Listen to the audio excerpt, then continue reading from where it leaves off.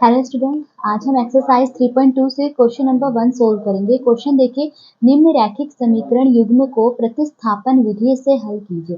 यहाँ पे देखिए हमें कुछ रैखिक समीकरण युग्म दिए गए हैं, हमें उन्हें प्रतिस्थापन विधि से सोल्व करना है। तो फर्स्ट पार्ट में देखिए हमें ये समीकरण दिए गए हैं, ठीक है। हमें इन्हें प्रतिस्थापन विधि से हल करना है, यानी हमें इसमें एक्स और वाई की वैल्यू निकालनी है, ठीक है। तो देखिए मैं इस समीकरण को नंबर 1 दे देती हूँ और इसे नंबर 2 दे देती हूँ, ठीक है। तो देखिए प्रतिस्थापन विधि से हल करना है, तो देखिए क्या करेंगे, समीकरण एक से, यह समीकरण एक, इस समीकरण एक में से आप चाहे तो x की वैल्यू निकाल लीजिए या y की वैल्यू निकाल लीजिए। मैं y की वैल्यू निकाल लेती हूँ। तो y की वैल्यू निकालनी है तो देखिए y को तो मैं यही रहने दूंगी और इस x को बराबर के दूसरी तरफ ले जाऊंगी। देखिए x प्लस का है, जब बराबर के दूसरी तरफ यहाँ जाएगा तो माइनस का हो जाएगा। तो ये 14 मैंने ऐसे लिखा और ये x बराबर के दूसरी तरफ गया तो ये माइनस का हो गया, ठीक है। तो y क्या है, बराबर 14 माइनस एक्स।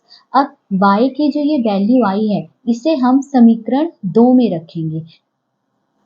तो y बराबर 14 माइनस एक्स समीकरण 2 में रखने पर, तो इस समीकरण 2 में हमें y की जगह जो है ये y की वैल्यू रखनी है, ठीक है। तो देखिए x हम ऐसे ही लिखेंगे, फिर माइनस y की जगह क्या रखेंगे हम, 14 माइनस एक्स, इसे ब्रैकेट में रख लेते हैं 14 माइनस एक्स, फिर बराबर 4 हमने ऐसे ही लिखा।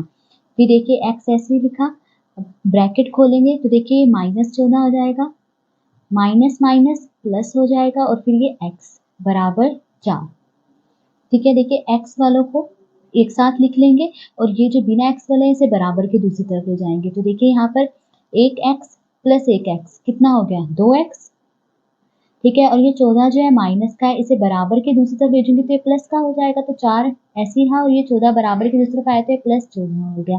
फिर 2x ऐसे लिखा, तो देखिए 4 प्लस 14 कितना हो जाएगा, 18, ठीक है। अब x की वैल्यू मुझे यहाँ पे निकालनी है, ठीक है। तो x को मैं यहीं रहने दूंगी, इस 2 को बराबर के दूसरी तरफ ले जाऊंगी। देखिए 2 यहाँ गुना में है, जब बराबर के दूसरी तरफ जाएगा तो इसके बटे में आ जाएगा। तो 18 के बटे में क्या आ गया, 2, ठीक है। अब ये दोनों देखिए 2 से कट रहे हैं, 2 एकम 2, 2 में 18, तो x की वैल्यू तो आ गई 9, ठीक है।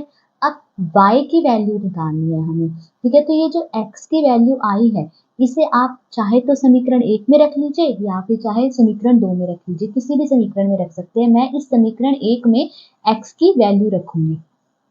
तो x बराबर 9, यानी जो x की वैल्यू 9 है वो समीकरण 1 में रखने पर, ठीक है। समीकरण क्या है, x प्लस वाई बराबर 14, तो यहाँ x की जगह क्या रख दूंगी मैं, 9, तो 9 फिर प्लस y बराबर 14, ये ऐसे ही लिखेंगे, y बराबर 14, ठीक है। अब यहाँ से मैं y की वैल्यू निकालूंगी, तो y को ही रहने दूंगी, 9 को बराबर के दूसरी तरफ ले जाऊंगी। देखिए 9 प्लस का है, जब बराबर के दूसरी तरफ जाएगा तो माइनस का हो जाएगा। तो 14 माइनस 9, 14 में से 9 माइनस करेंगे क्या आएगा, 5 आएगा। तो देखिए y की वैल्यू आ गई 5, तो x की वैल्यू क्या आई है 9 और y की वैल्यू क्या आ गई है 5, ये आंसर आ गया। हमें x और y की वैल्यू ही तो निकालनी थी ना, तो ये है प्रतिस्थापन विधि। अब इसी विधि से हमें बाकी के पार्ट्स भी सोल्व करने हैं। अब सेकंड पार्ट देखिए, सेकंड पार्ट में हमें ये समीकरण दिए गए हैं, ठीक है। हमें इस समीकरण का प्रतिस्थापन विधि से हल निकालना है, यानी हमें s और t की वैल्यू निकालनी है, ठीक है। तो देखिए पहला समीकरण है s माइनस टी बराबर 3, तो मैं इसे नंबर 1 दे देती हूँ, ठीक है। और दूसरा समीकरण ये है, पहले देखिए इस समीकरण को हम सोल्व कर लेंगे। देखिए क्या करेंगे, यहाँ पर हम 3 और 2 का एलसीएम निकाल लेंगे। 3 और 2 का एलसीएम क्या आएगा, 6, ठीक है। अब 6 को 3 से भाग करेंगे, कितने पे भाग होगा, देखिए 3 दूनी 6, 2 पे कटा, 2 को s से गुणा कर देंगे, 2 को s से गुणा करेंगे क्या आएगा, 2s आएगा, फिर प्लस का साइन। अब 6 को इस 2 से भाग करेंगे, कितने पे कटेगा, 2 तिये 6, 3 पे कटा, 3 आया। अब 3 से इस t को गुणा कर देंगे, 3 और t को गुणा करेंगे तो क्या आएगा, 3t और बराबर 6 हमने ऐसे लिखा। अब ये जो बटे में 6 है इसे बराबर के दूसरी तरफ ले जाएंगे तो यहाँ गुणा में आ जाएगा ये। तो देखिए 2s प्लस 3t, इसे हमने ऐसे ही लिखा और ये 6 यहाँ गुणा में आ गया, तो 6 गुणा 6 कितना आ जाएगा, 36 हो जाएगा। तो मैं यहाँ 36 लिख देती हूँ, ठीक है। 6 गुणा 6 36 हो जाएगा, ठीक है। अब ये समीकरण 2 हो गया, इसे मैं नंबर 2 दे देती हूँ। अब हम जैसे हमने फर्स्ट पार्ट में करा है वैसे ही करेंगे। क्या करेंगे, इस समीकरण 1 से हम s या t दोनों में से किसी एक की वैल्यू निकाल लेंगे। तो देखिए समीकरण 1 से, इस समीकरण से मैं s की वैल्यू निकाल लेती हूँ। तो s की वैल्यू निकालने तो s को तो मैं यही रहने दूंगी, ठीक है, और इस t को बराबर के दूसरी तरफ ले जाऊंगी। देखिए t माइनस का है, जब बराबर के दूसरी तरफ जाएगा तो ये प्लस का हो जाएगा, यानी 3 प्लस t हो गया। तो देखिए यहाँ से s की वैल्यू क्या आ गई, 3 प्लस t। अब s की इस वैल्यू को मैं ये जो समीकरण 2 है इसमें रख दूंगी। तो s बराबर 3 प्लस t समीकरण 2 में रखने पर, यह है समीकरण 2, इसमें मैं s की जगह ये वैल्यू रख दूंगी जो आई है 3 प्लस t। तो देखिए 2 हमने ऐसे ही लिखा और s की जगह ये लिख दूंगी ना, यहाँ पे देखिए s है तो s की जगह क्या लिख दिया, 3 प्लस t, फिर प्लस 3t बराबर 36, ये ऐसे ही लिखा। अब ये ब्रैकेट ओपन करेंगे तो देखिए 2 और 3 को गुणा करेंगे कितना आएगा, 2 3 6, फिर प्लस का साइन, 2 और t को गुणा करा कितना आ गया, 2t, फिर प्लस 3t बराबर 36, ठीक है। अब t वालों को तो हम यही रहने देंगे, जो बिना t वाले उनको बराबर के दूसरी तरफ ले जाएंगे। देखिए 2t प्लस 3t कितना हो जाएगा, 2 और 3 5, तो 5t, ठीक है। फिर बराबर 36 हमने ऐसे ही लिखा, 6 प्लस का है, जब बराबर की दूसरी तरफ जाएगा तो माइनस का 6 हो जाएगा, ठीक है। फिर 5t ऐसे ही लिखा, फिर बराबर 36 माइनस 6 कितना आ जाएगा, 30। अब यहाँ से t की वैल्यू निकालूंगी तो देखिए t को यही रहने दूंगी और 5 को बराबर के दूसरी तरफ ले जाऊंगी। 5 यहाँ गुणा में है, जब बराबर के दूसरी तरफ जाएगा तो 30 के बटे में आ जाएगा, 30 के बटे में आ गया 5, ये दोनों 5 से कट गए, 5 का 5, 5 6 के 30, तो t बराबर क्या आ गया, 6। तो यानी t की वैल्यू क्या आ गई है, 6, ठीक है। अब जो ये t का मान आया या कह लीजिए t की वैल्यू आई है, इसे आप या तो समीकरण 1 में रख लीजिए या समीकरण 2 में रख लीजिए, उससे आप s की वैल्यू निकाल लेंगे।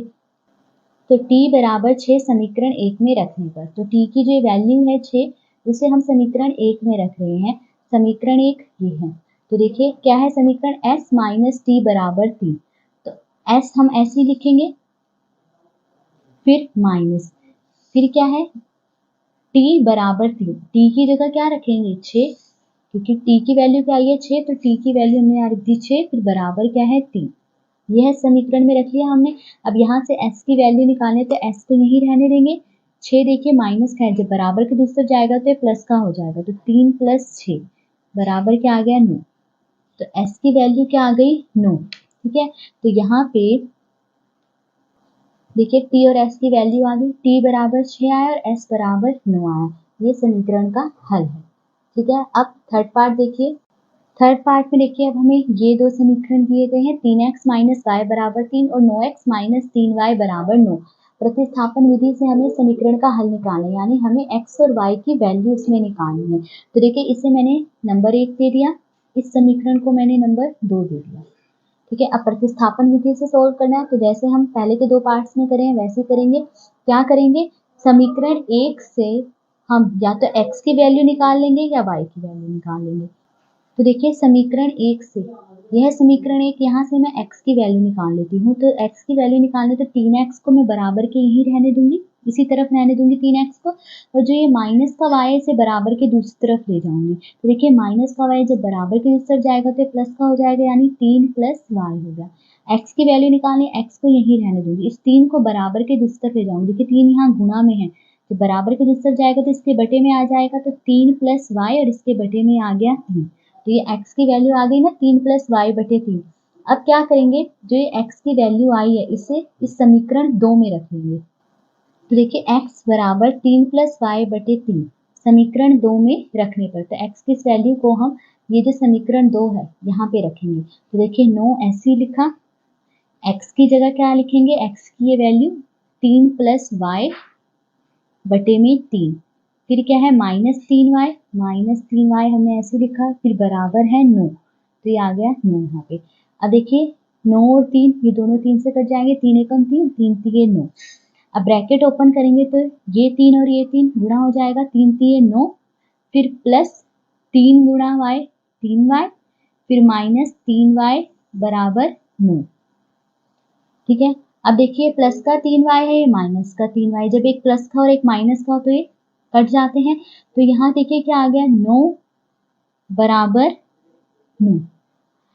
अब देखिए यहाँ से जो है y की वैल्यू नहीं निकल पा रही है, इससे पहले वाले जो हमने 2 पार्ट सोल्व करे, जिनमें आपने देखा होगा कि जब हम x की वैल्यू को दूसरे समीकरण में रख रहे हैं तो वहाँ से y की वैल्यू आ रही है, पर यहाँ पर ऐसा नहीं है।